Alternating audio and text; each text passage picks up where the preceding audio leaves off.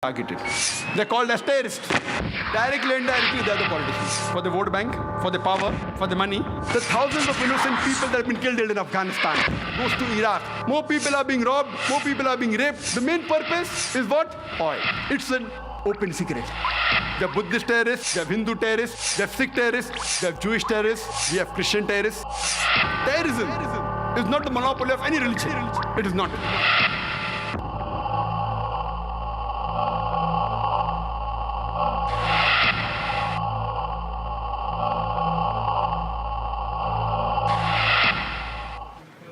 Distinguished guests, brothers and sisters, Assalamu alaikum.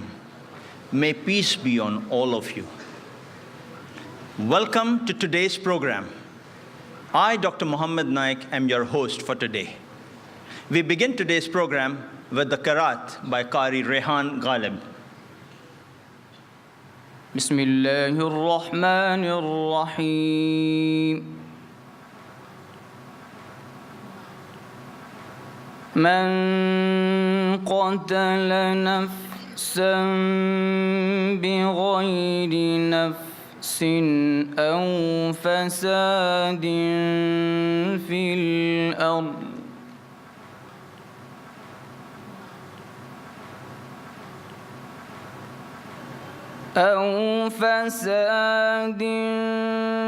الأرض فكأنما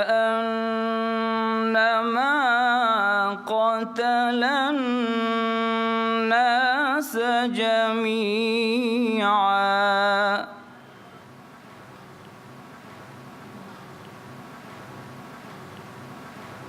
ومن أحياها فكأنما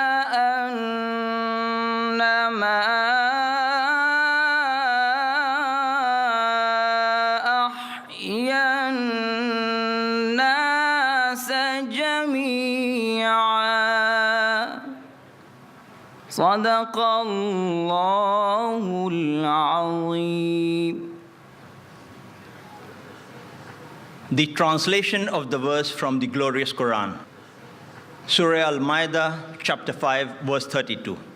If anyone kills a human being, unless it be for murder or for spreading corruption in the land, it would be as if he has killed the whole of mankind. And if anyone saved any human being, it would be as if he has saved the whole of mankind. We thank the many Muslim and non-Muslim senior police officers, advocates, and intellectuals who have urged Dr. Zakir Naik to speak on this topic of terrorism and Muslims in a sensible manner. We also thank Justice Hosbet Suresh to have consented to be our chief guest today. Our chief guest, Justice Hosbet Suresh, is a former judge of the Bombay High Court who retired in 1991. A prominent human rights activist, he personifies the right blend of simplicity and righteousness. He regularly writes articles in the law journals as well as leading magazines and newspapers of India. His recent book, Fundamental Rights as Human Rights, is remarkable. He has spoken at many international forums. He is well known for his report on the riots in Mumbai in 1992-93, entitled The People's Verdict. As member of the Citizens Tribunal on the Gujarat carnage against Muslims, his report, Crime Against Humanity, released in November 2002 in Ahmedabad, is notable and very widely acclaimed. His reports on excesses against Dalits in Mumbai, students in Kerala, Christians in Gujarat, and others, too, are quite notable. An apt chief guest to address our audience today. Brothers and sisters, let's welcome Justice Hosbet Suresh.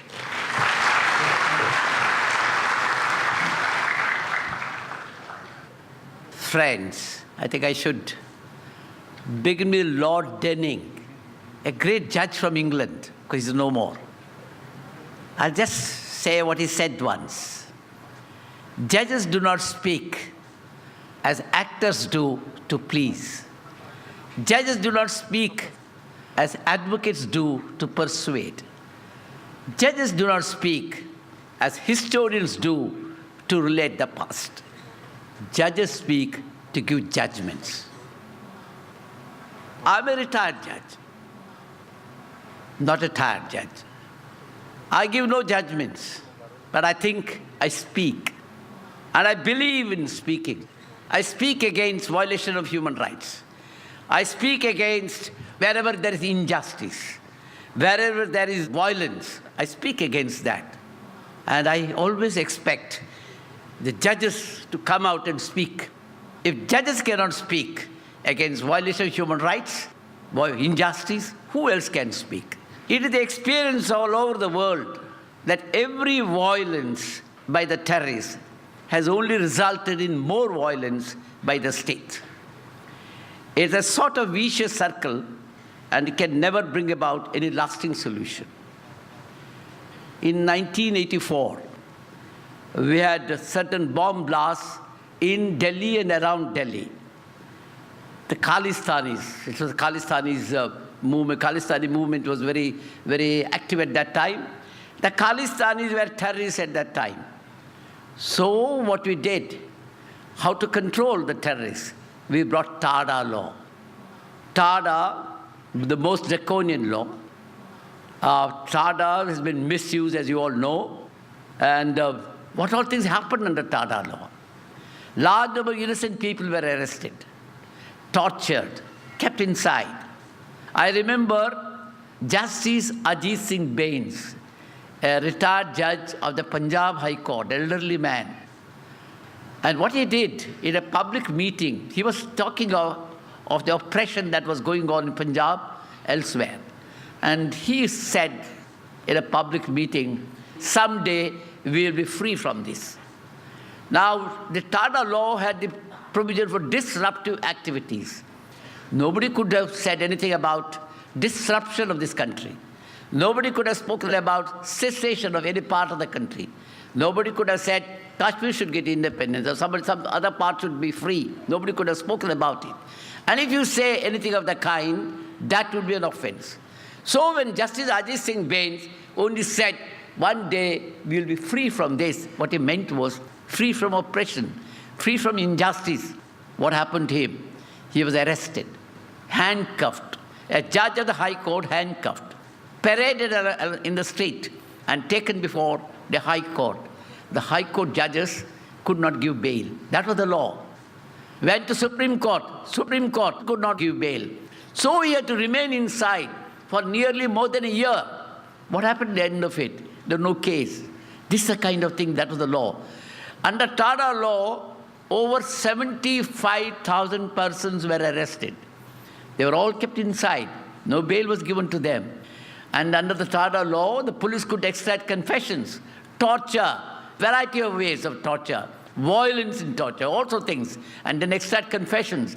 And ultimately, what happened at the end of, when the TADA came to an end, sometime in 1995, you will find, at the end of it, large number of houses, people suffered, all sorts of injustice. But at the end of it, 72,000 and odd persons were just released.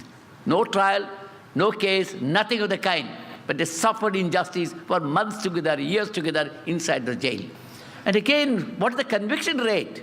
Again, one conviction under TADA law was only 1.8%. So yet the TADA law had its effect. It made the police autocrats. The police could do whatever they liked, and none could do anything. The politicians could use TADA law for whatever they wanted, and they could arrest and keep any person behind a bar, and nothing could have been done. So in 1995, the law lapsed because there was widespread protest against this law. We all protested. TADA is a draconian law, and we don't want that kind of law.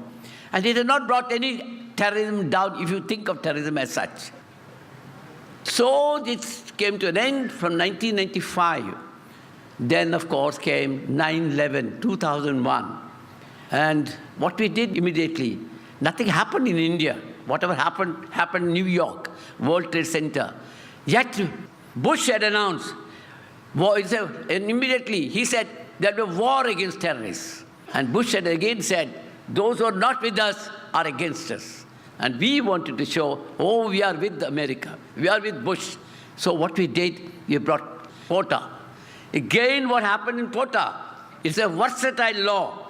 And hold all law. You can arrest anyone under POTA. Again, the same thing happened. What happened under TADA law? And large number of people suffered. And they were arrested, terrorists or no terrorists, nobody knows what it was. This is the kind of law. Law was brought only to terrorize the people. See, this is relevant because today people do talk of POTA. They want a law like POTA.